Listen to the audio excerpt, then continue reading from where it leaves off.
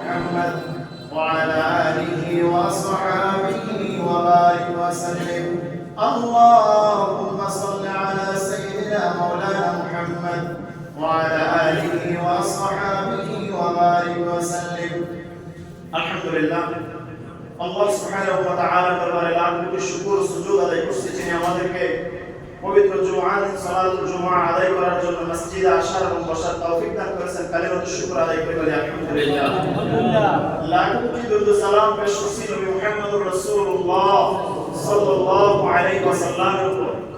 সম্মানিত হাজিরিন, খুতবার মধ্যে পবিত্র কোরআনুল কারীমের সূরা আল ইমরানের 102 নম্বর আয়াত তেলাওয়াত করেছি। আয়াতকে সামনে রেখে কিছু আলোচনা করব এবং শুনবো। ওয়া মা তাওফীকি ইল্লা বিল্লাহ। আজকের মূল আলোচ্য বিষয় হলো তাকওয়া। তাকওয়া মানে কি? তাকওয়ার অর্থ কি?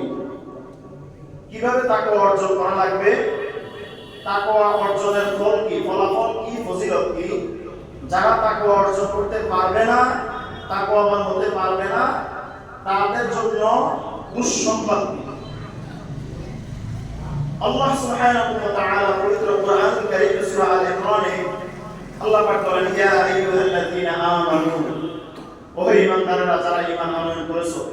আল্লাহ পাক ঈমানদারদেরকে ডাক দিয়ে বলতেছেন, ইয়া আইয়ুহাল্লাযীনা আমানু তাকুল্লাহ, তোমরা আল্লাহকে ভয় করো। তো কেমন ভয়? হাক্কা তুকাতিহি, যথাযথভাবে পরিপূর্ণভাবে হক আদায় করে আল্লাহকে ভয় করো। তো হক আদায় করে আল্লাহকে ভয় করবে, এটা কি রকম? আল্লাহ সুবহানাহু ওয়া তাআলা আল্লাহকে পরিপূর্ণভাবে হক আদায় করে যথাযথভাবে ভয় করার যে কথা বললেন, এই কথাটাকে আমরা আমাদের অজান্তে অনেকেই অবজ্ঞা করি এইভাবে যে আমি তো আল্লাহকে ভয় করি, আমি নামাজ আদায় করি। তো নামাজ যেভাবে আদায় করার কথা, আমি কি আসলে নামাজের পরিপূর্ণ হক আদায় করে নামাজ আদায় করি কিনা? আমি আল্লাহকে ভয় করি, আমি মিথ্যা কথাও বলি। আল্লাহ বললেন হাক্কা তুকাতিহি, পরিপূর্ণভাবে যথাযথভাবে ভয় করো। আমি আল্লাহকে ভয় করি, আমি সিগারেট খাই। আমি আল্লাহকে ভয় করি, আবার আমি মিথ্যা কথা বলি। আমি আল্লাহকে ভয় করি, আমি সুদের কারবার করি। আমি আল্লাহকে ভয় করি, ঘুষের কারবার করি। আমি আল্লাহকে ভয় করি, বাসার মধ্যে টেলিভিশন চালাই। আমি আল্লাহকে ভয় করি, আমি নামাজ আদায় করি না। আমার ছেলে, আমার মেয়ে কতদিন হয়ে গেছে ফজরের জামাতে নামাজ আদায় করে না। আমার ছেলে, আমি কতদিন হয়ে গেছে আমার বিবিকে বলি না পর্দার কথা, আমার মেয়েকে বলি না পর্দার কথা। আল্লাহ বললেন, ইয়া আইয়ুহাল্লাযীনা আমানুত্তাকুল্লাহ হাক্কা তুকাতিহি, ও ঈমানদাররা তোমরা আল্লাহকে ভয় করো যেমনি ভাবে যথাযথভাবে আল্লাহকে ভয় করার কথা ছিল। এবার আসেন বিশ্লেষণে যাই। ইত্তাকুল্লাহ, ইত্তাকি শব্দের অর্থ কি? তাকওয়া শব্দের অর্থ নাই। তাকওয়া শব্দের অর্থ হলো নিজেকে মুক্ত রাখা, ছেড়ে দেওয়া, বাদ দেওয়া, নিজেকে বাঁচিয়ে রাখা। তো আপনি কি ছেড়ে দিবেন, নিজেকে কিভাবে বাঁচাবেন, কি ত্যাগ করবেন? এই তাকওয়ার যদি বুঝতে হয়, তাকওয়াটা বুঝতে হলে চারটা জিনিস আমার বোঝা লাগবে। কয়টা জিনিস? আল খাউফু মিনাল জালিল, এক নাম্বার আল্লাহকে ভয় করা। আল্লাহকে কেমনি ভয় করবে? বলেন, আমি যত কিছু করি, আমি যখন কোনো অন্যায় করি, কোনো অপরাধ করি, গোপনে করলে দুনিয়ার কোনো মানুষ দেখে না। আমি যখন কোনো অপরাধ করি, অপরাধ করার সময় আমার সামনে যে কয়জন থাকবে, এই কয়জন ব্যতীত অন্য মানুষেরা দেখবে না।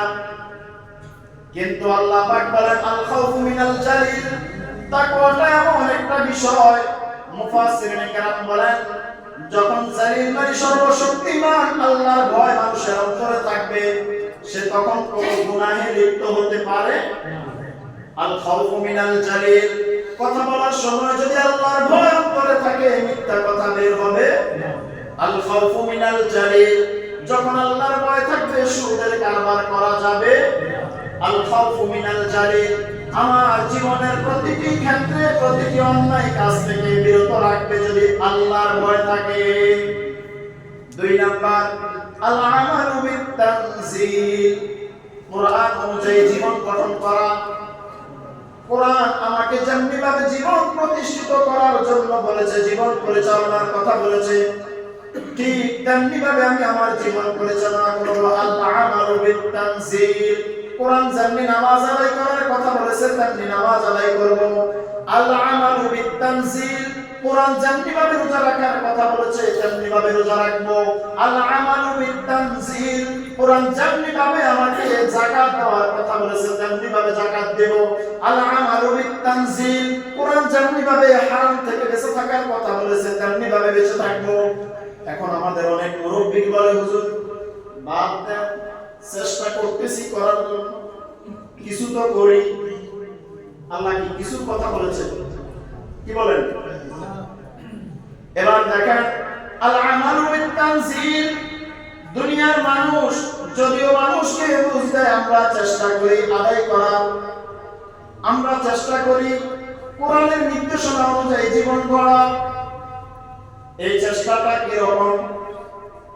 দুনিয়ার ক্ষেত্রে মানুষ তার পাওয়ার যেটা পাওনা আদায় করার জন্য 100% চেষ্টা করে, তাকে প্রতিষ্ঠিত করার জন্য 100% চেষ্টা করে, কিন্তু 100% চেষ্টার পরে মানুষ অর্জন করে দুনিয়ার জিনিস, আখিরাতের জিনিসের কোনো খবর নাই। এজন্য মুফাসসিরিনে কেরাম বলেন, 1 নাম্বার হলো আল খাউফু মিনাল জালিল, সর্বাবস্থায় আল্লাহকে ভয় করা। 2 নাম্বার হলো আল আমালু বিত তানজিল, আল্লাহ পাক যেভাবে যে আমল করার নির্দেশ দিয়েছে সেইভাবে হুবহু সে আমল করা। 3 নাম্বার আল কানাআতু বিল কলিল, আল্লাহ আমাকে যতটুকু দিয়েছে ততটুকুর উপর সন্তুষ্ট থাকা। আমাকে যা দিয়েছে এর চাইতে বেশি হলে এটা আমার জন্য মঙ্গলজনক নয়, এর চাইতে কম হলেও আমার জন্য মঙ্গলজনক নয়। সুতরাং আমাকে আল্লাহ যতটুকু দিয়েছে, যা দিয়েছে তার উপর সন্তুষ্ট থাকা, তাকওয়া অর্জনের 3 নাম্বার স্তর। আল কানাআতু বিল কলিল, আমার জন্য আসমানওয়ালার পক্ষ থেকে যে বরাদ্দ ছিল এই বরাদ্দের উপর সন্তুষ্ট থাকা। পৃথিবীতে যত ধ্বংস কার্যক্রম পরিচালনা হয় সব হলো নিজের উপর যতটুকু এসেছে, নিজের জন্য যতটুকু এসেছে ততটুকুর উপর সন্তুষ্ট না থেকে আরো বেশি বেশি আশা করার কারণে ধ্বংসের কার্যক্রম পরিচালনা হয়। একটু চিন্তা করেন, আমি যদি চিন্তা করি আমার এই পজিশনটা আমাকে মানায় না, আমি মনে হয় আসমানটা ধরতে পারবো, তখন সে যত ধরনের চতুর চালাকি আছে সব অবলম্বন করবে ওটা ধরার জন্য।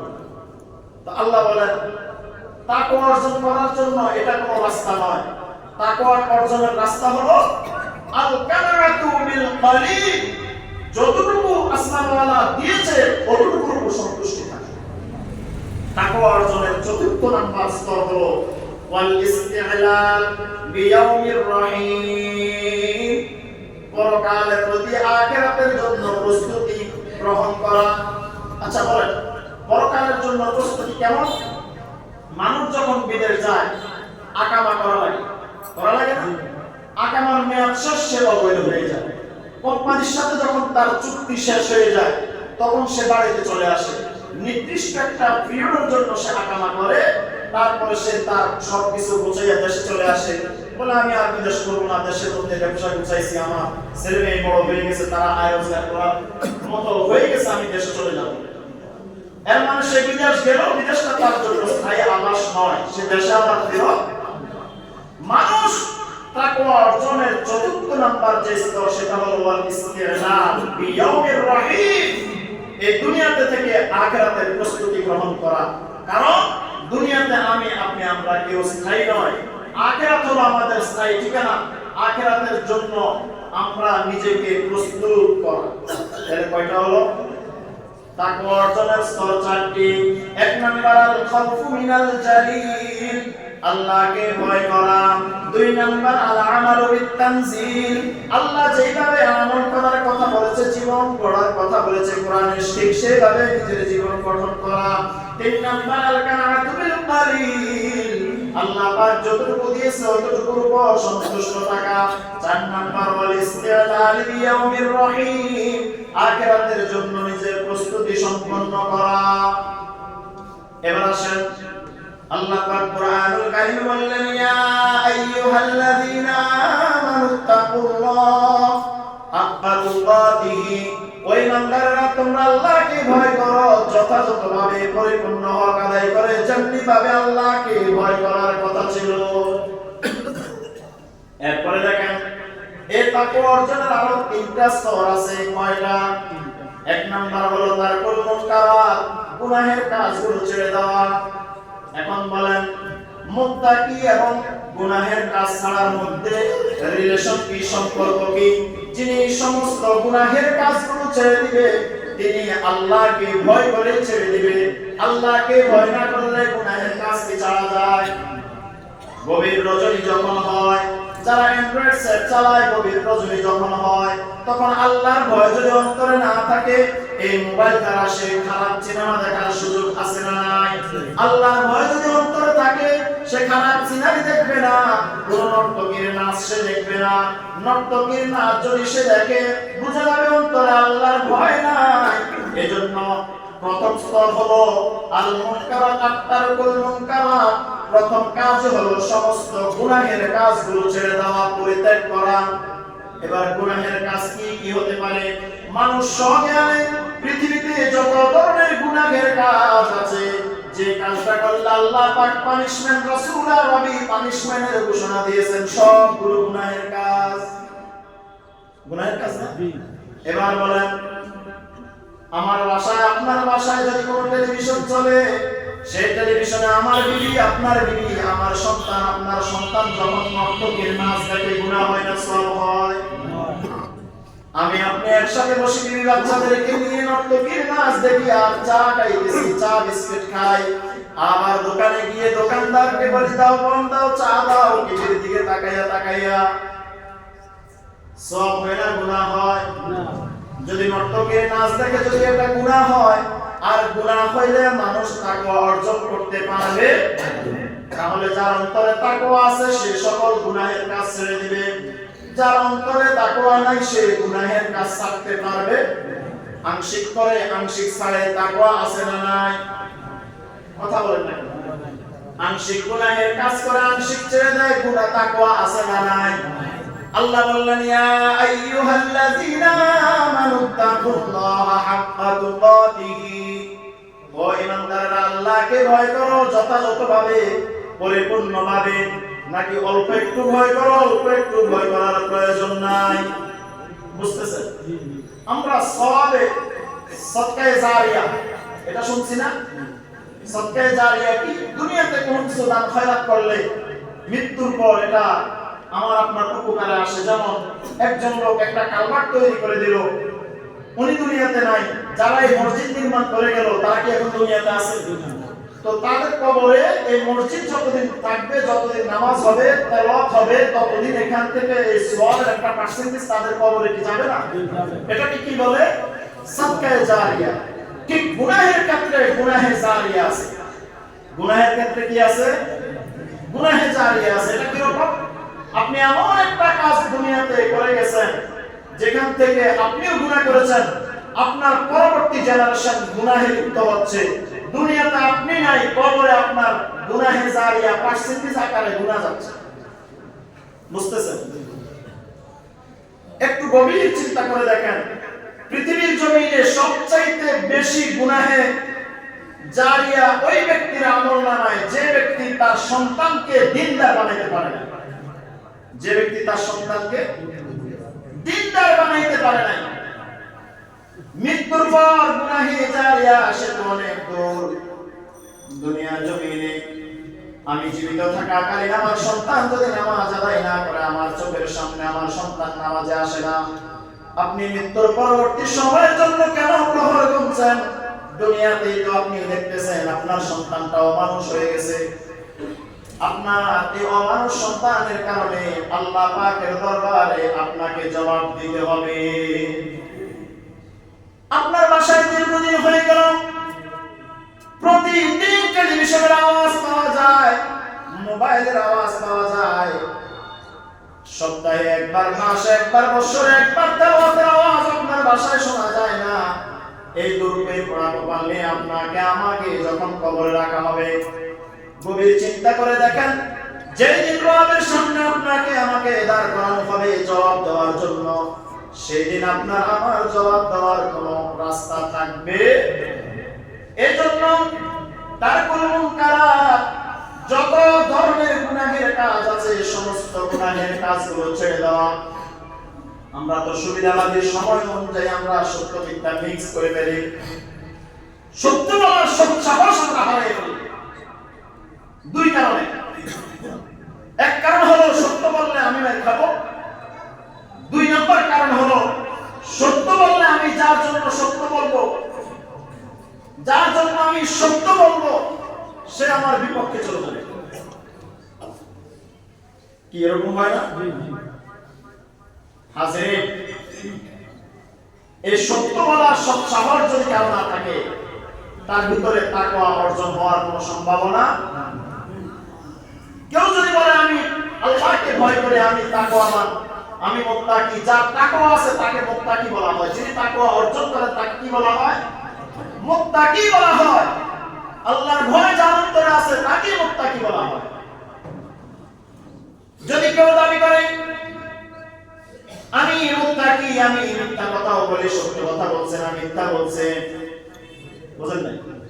আমি মুত্তাকি কিন্তু আমি মিথ্যা কথা বলি, আমি মুত্তাকি আমি সময় সময় নামাজ পড়ি, আমি মুত্তাকি মাঝে মধ্যে রোজা রাখি, আমি মুত্তাকি আমার বিবি পর্দা করে না, আমি মুত্তাকি আমি সুদের লেনদেন করি, আমি মুত্তাকি আমি ঘুষ খাই, আমি মুত্তাকি আমি আমার বোনের হক মেরে দিয়েছি, আমি মুত্তাকি আমি ভাইয়ের হক মেরে দিয়েছি, আমি মুত্তাকি ওজনে কম দিয়েছি।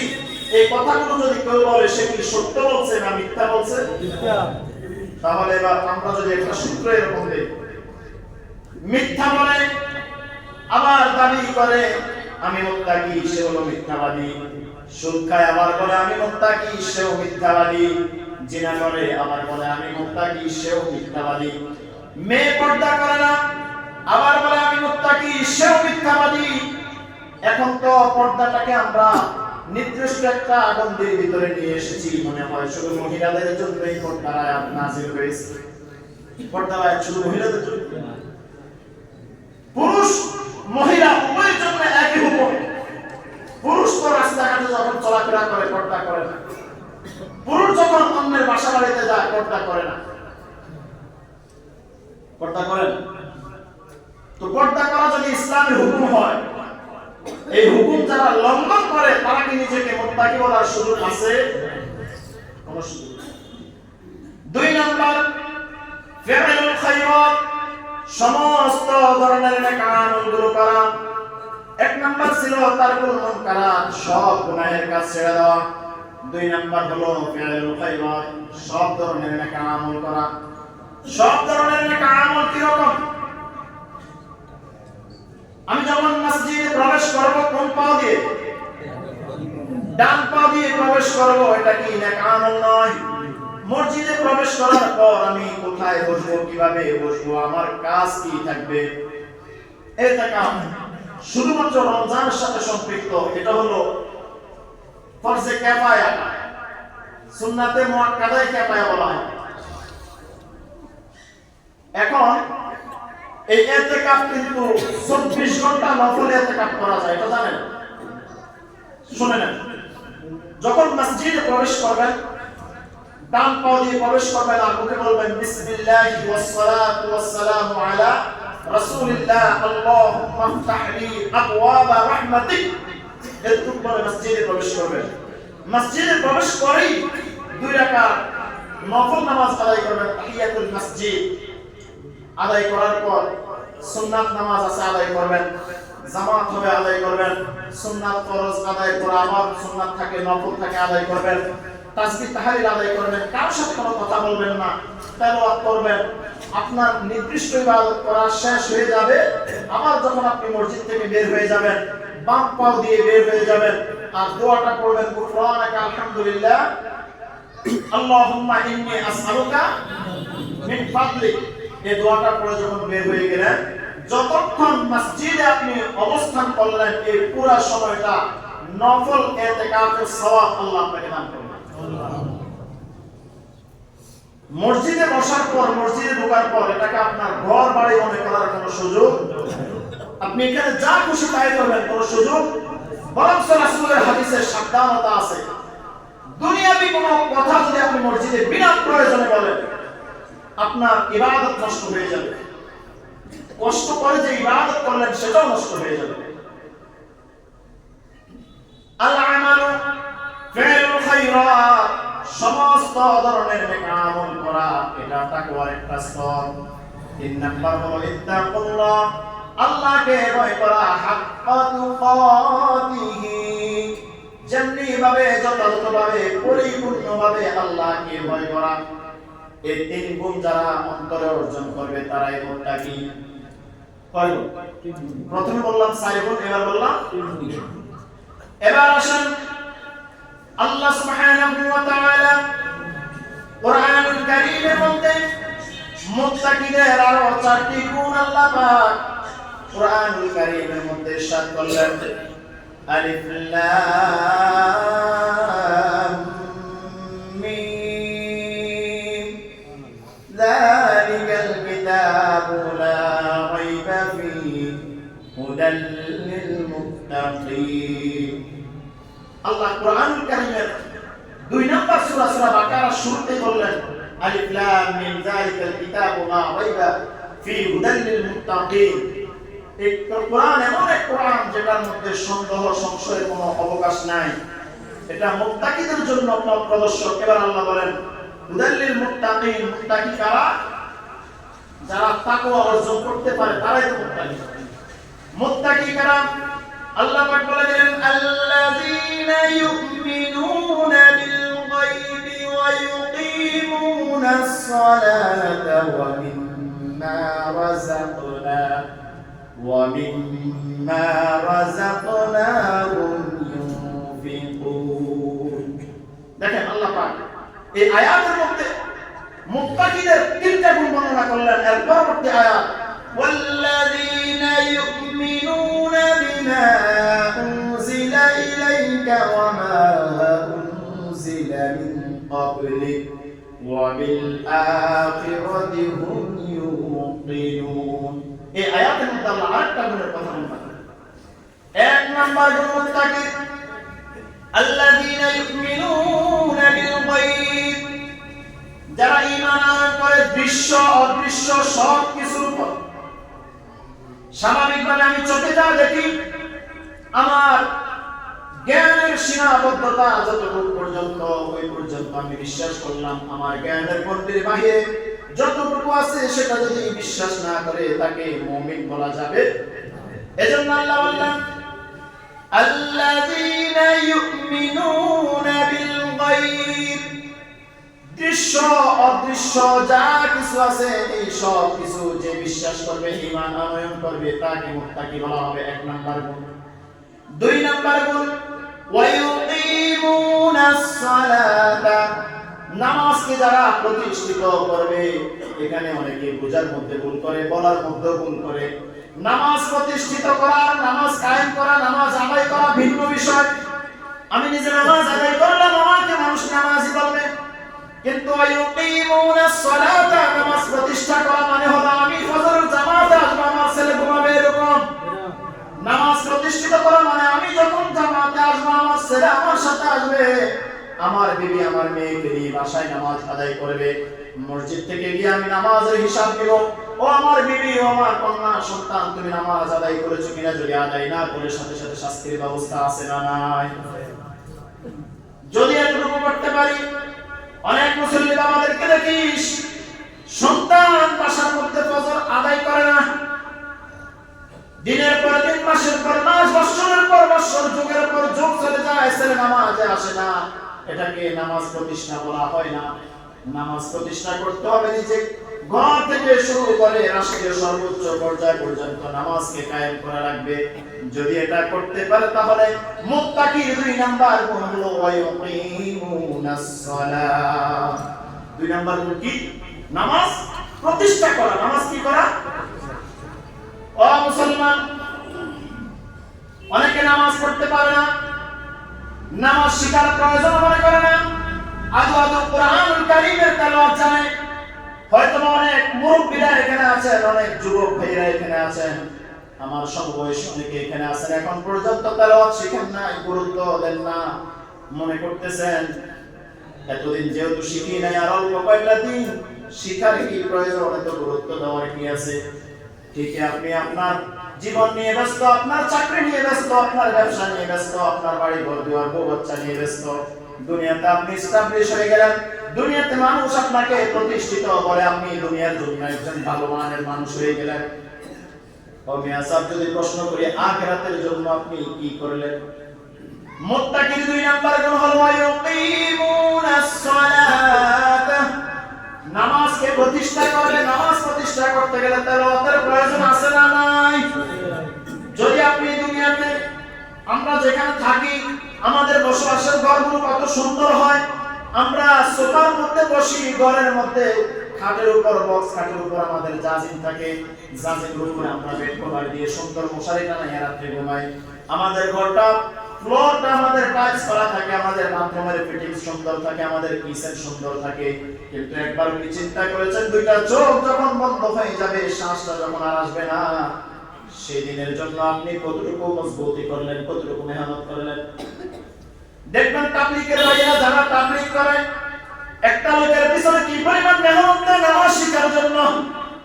এজন্য আমি তাবলীগকে কখনো ঘৃণা করি না, যারা এই দ্বীনের জন্য মেহনত করে সবাইকে আমি ভালোবাসি, আই লাভ ইউ। সে তো দ্বীনের কাজ করতেছে, কেউ এক লাইনে করে, কেউ ভিন্ন লাইনে করে, যে লাইনে করে যদি দ্বীনের সঠিক রাস্তার উপরে থাকে সবাইকে আমরা ভালোবাসি। যদি কেউ দ্বীন থেকে ছিটকে পড়ে যায় তাকে আমরা কেউ ভালোবাসি না, তাকে উদাত্ত আহ্বান জানাই দ্বীনের প্রতি আসার জন্য। বলতেছিলাম একজন লোক যখন নামাজ আদায় করে না, ওয়ায়ুকিমুনাস সালাতা, নামাজ প্রতিষ্ঠা করে না, নামাজ প্রতিষ্ঠা করবে কেমনি? বাবাও তেলাওয়াত জানে না, দাদাও হয়তো ছিল না, জানতো না। বাবাকে বলে ছোটবেলায় আমার বাবা আমাকে মুক্তবে পাঠায় নাই, এই জবাবটা হয়তো আমাদেরকে দিচ্ছেন কিয়ামতের ময়দানে।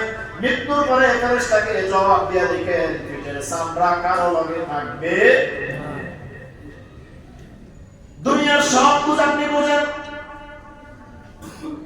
ডাল আলুর ভর্তার খানা চাইতে গরুর মাংসের খানা ভালো এটা বুঝেন, নরমাল ফ্লোরের চাইতে টাইলস করা ঘর ভালো এটা বুঝেন, ময়লা জামা কাপড়ের চাইতে সুন্দর জামা কাপড় ভালো এটা বুঝেন, লবণ কম হইলে এটাও বুঝেন লবণে কম হয়েছে। কিন্তু আপনি কি জানেন না তেলাওয়াত ছাড়া, কোরআন তেলাওয়াত ছাড়া আপনার নামাজ শুদ্ধ হয় না। তাহলে আপনি নামাজের জন্য তেলাওয়াত কেন শিখেন? যতদিন আপনার বিবি বাচ্চাদেরকে নিয়ে আপনি টেলিভিশনের সোফাতে বসে টেলিভিশন দেখলেন, ততদিন কি আপনি কোরআন শেখার জন্য সোফায় বসে তালিম দিয়েছেন? বলেন আমি তো তালিম দিতে পারি না। যে তালিম দিতে পারে তাকে কি নিয়েছেন, তার কাছে এসেছেন, তাকে বলেছেন। এজন্য অনুরোধ থাকবে যারা তেলাওয়াত পারেন না, তেলাওয়াত শিখতে হবে। নামাজকে আখিরাতের জন্য পুঁজি বানানোর জন্য, নামাজ সহিহ হওয়ার জন্য নামাজ শিক্ষা করা আপনার জন্য আমার জন্য ফরজ। এজন্য আল্লাহ পাক বললেন মুত্তাকিদের 2 নাম্বার গুণ হলো ওয়ায়ুকিমুনাস সালাতা, তারা নামাজকে প্রতিষ্ঠিত করবে। নামাজ কোথায় প্রতিষ্ঠিত করবে? মসজিদে যাইয়া নাকি নিজের ঘর থেকে? আমি আমার সন্তান নামাজ পড়ে না, আমি নামাজ পড়ি না, আরেকজনকে নামাজের আহ্বান করলে সে শুনবে? বলেন না কেন শুনবে? 3 নাম্বার গুণ ওয়া মিম্মা রাযাকনাহুম ইউনফিকুন, আল্লাহ পাক যে রিজিক আপনাকে দিয়েছে সেই রিজিক থেকে ভক্ষণ করা, দান করা, সেই রিজিকটা ভক্ষণ করা, সন্তুষ্ট থাকা, তা থেকে দান করা, এটা হলো মুত্তাকিদের 3 নাম্বার গুণ।